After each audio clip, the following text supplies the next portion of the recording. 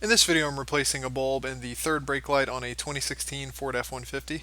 In my case the two clear lights on either side were still good, but the bulb for the center brake light was burned out. To remove the third brake light assembly you just have to remove these 4 screws.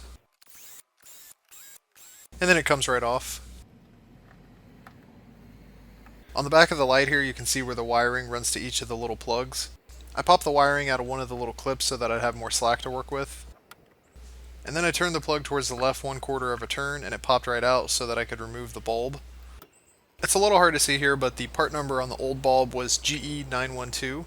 I picked up a 2-pack of these replacement bulbs from Amazon for $5. So I just put the new bulb in where the old one used to be and put the plug back into the brake light and put everything back the way I found it and tightened all the screws down.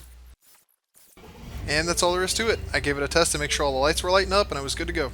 So that's it for this video. I hope this was helpful if you have the same truck and you're looking to replace one of these bulbs. Hit the like button if this was helpful, and thanks for watching.